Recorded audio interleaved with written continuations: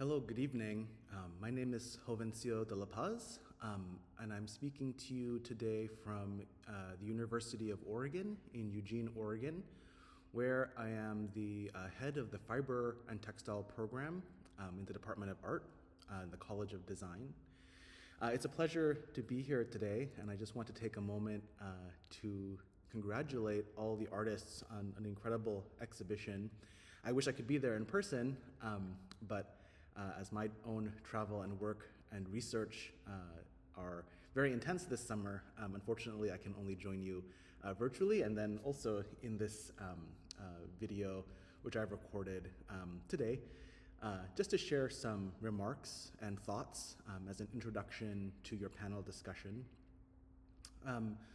When I have looked at the documentation of the exhibition, The Wish for Something to Occur Accompanied by Expectations of Its Fulfillment, curated by Afsaneh Javadpour, I think about very fundamental qualities of all textile craft and fiber art, and that is that fiber arts and the processes which are used in this exhibition, to me, fall under two categories. First, when we look at textile production and textile art, we think of structures of organization. That is sort of the first category. And a second category is structures of chaos. And I'll spend some time explaining both of these categories as I see them in relationship to the exhibition. But I also want to talk about the metaphors or the symbolism socially and culturally that these two categories, structures of organization and structures of chaos, present, and the ways that they can be interpreted through this exhibition. When I speak of structures of organization, this is the way in which we work with textile that is careful, calculated, repeated gestures that come together to create a larger artwork or a larger textile. We can think of processes like weaving, for instance, where an individual thread is interlaced layer by layer in a very organized and mathematical and precise way to create a textile. We can also think of knitting or crochet or macrame, which is represented beautifully in this exhibition. These processes in which a yarn is carefully looped or tied or knotted repeatedly to create a larger experience of material, texture, and color. Tying knots, very specifically, in this most basic and ancient way, is a very calculated and intentional way of creating a structure within yarn.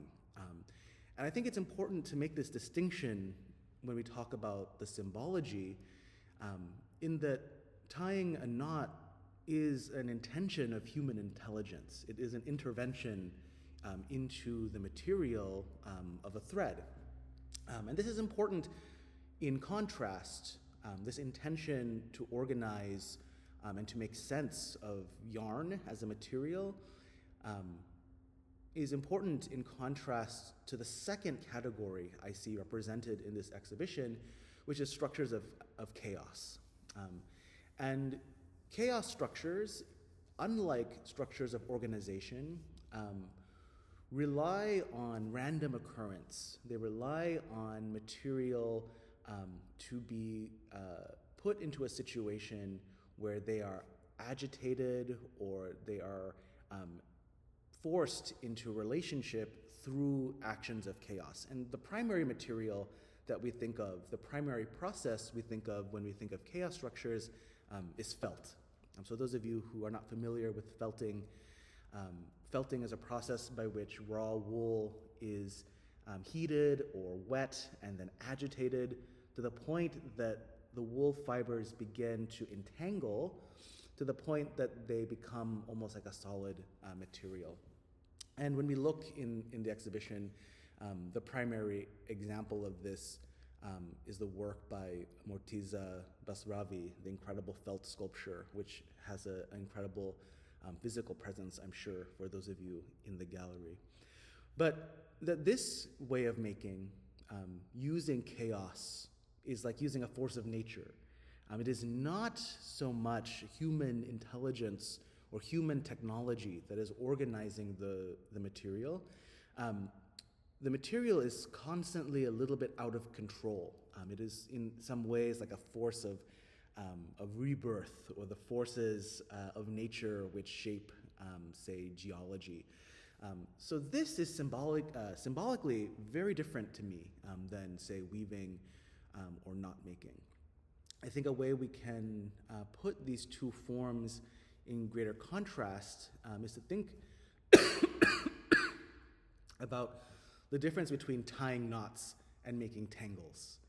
The relationship between knots and tangles, I think, is fundamentally different and provide two different psychologic or cultural frameworks for us to unpack the exhibition.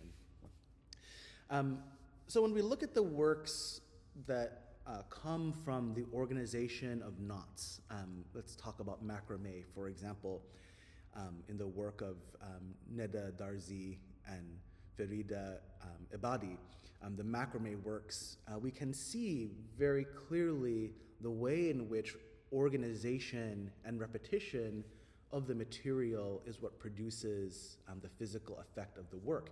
And what I think is so interesting about these works, though they have a very organic, a very almost chaotic presence in the space, when we come close to the work, when we actually look at Neda's macrame or Farida's macrame, we can follow the material almost as though the artist has left it as a trace. Like we can see the yarn and the thread as it loops over and under itself to create this larger sculptural piece. And that organization, I think, is poetically really important. It's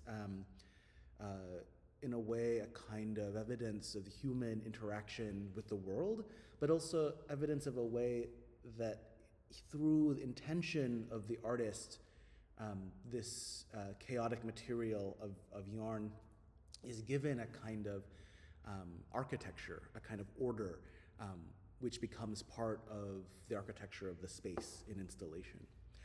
And I think this is always so important with many textile processes, that the yarn is something that we can follow through space. We can almost see the artist's body making the macrame knots in the same way that in the work of Hamed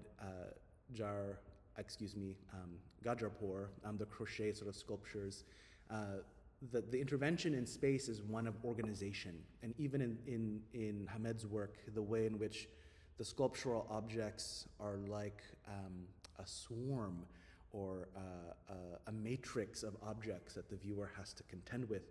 These are very beautiful and important nods to human intervention into space, even if the work looks so organic.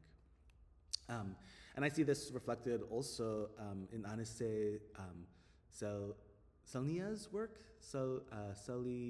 Selenia's work, the sort of red coiled rope work that, though from a distance looks like a plant or some sort of organic structure, on closer inspection we can see the incredible labor of the coiling thread by thread, the sort of repeated gesture organizing the space. And taken symbolically, I think these forms of structures of organization, to me there's something always very hopeful or optimistic about this quality of textile which is created through organization.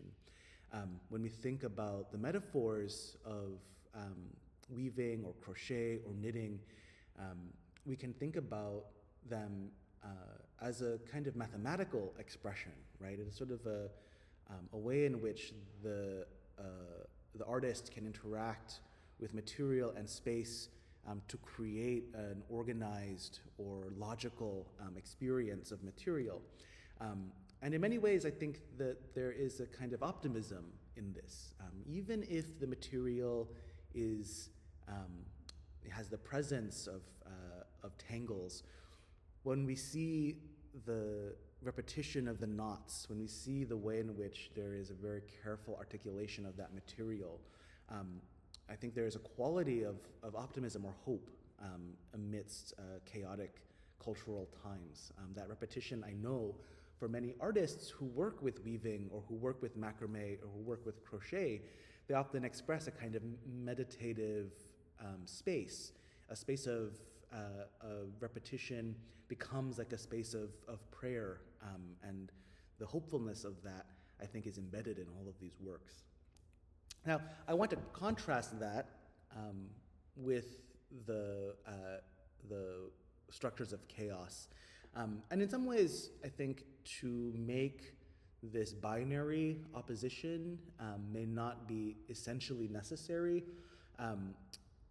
because I always have a fear that if we put these structures of organization in contrast with these structures of chaos, there's a sense that they are at odds, or that perhaps if the structures of organization are optimistic or about logic, then the structures of chaos are sort of highlighted as potentially oppositional or negative.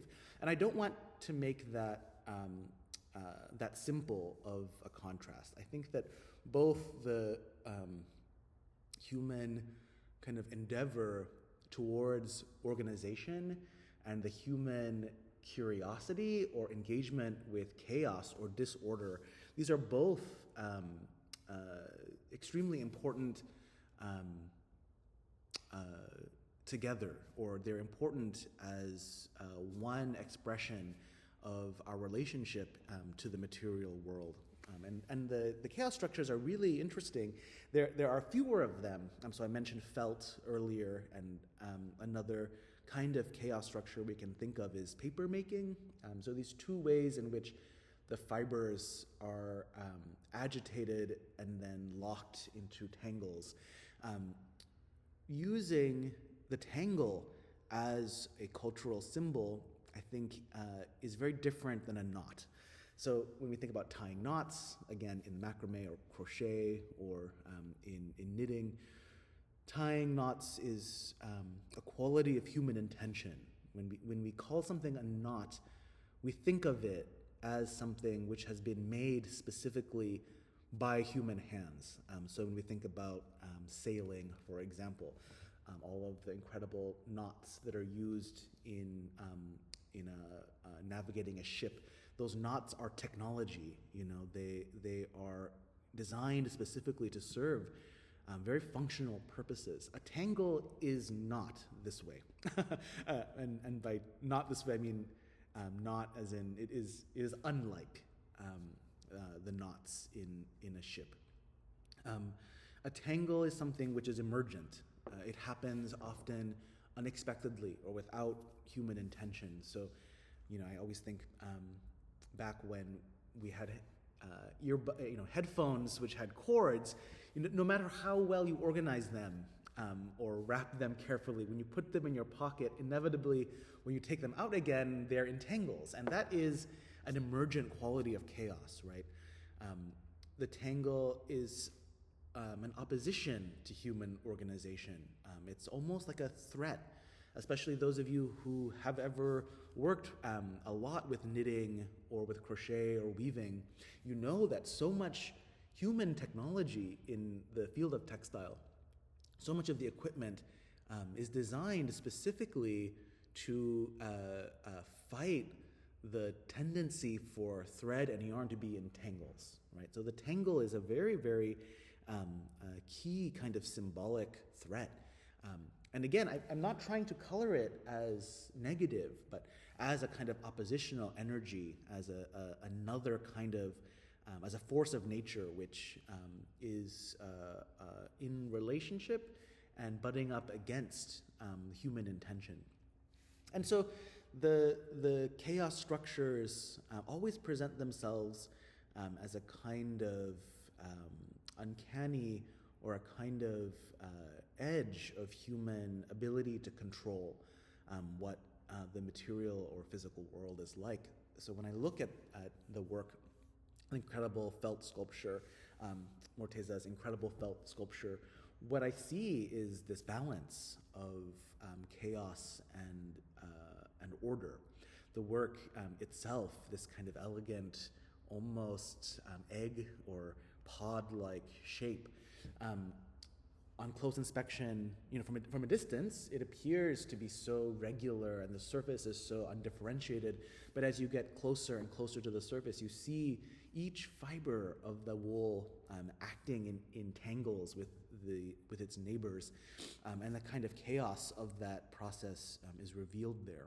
And I think that what makes this work so powerful also is its installation as a kind of floating or as sort of resisting the force of gravity, that there's an energy in the suspension as well, a kind of uncertainty that magnifies the chaos structures in the work itself.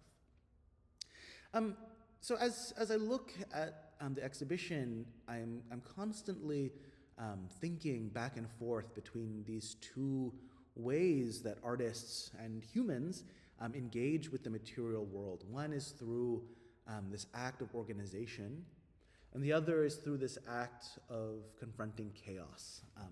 And as we navigate this exhibition together, or as we move through the space, I'm constantly thinking about the ways in which the artists are using the material of thread or using references to knots and references to tangles as ways not only to construct the work, but also as ways to embed the viewer spatially amongst to navigate the architecture of the room is to navigate the architecture of each individual object. And so the installation, in the very broadest sense, is the final kind of weaving or the final kind of organization of the living bodies of the viewers in space. So I wish I could be there to entangle or knot my own body through these incredible works. I want to congratulate all the artists once again, and also special congratulations to the curator. And I hope that you enjoy the exhibition, and if you have any questions, please direct them to Afsane, and I would be happy to answer them either in email or hopefully I can meet some of you in person in the future. So thank you once again, congratulations, and please enjoy the rest of the conversation today. Thank you.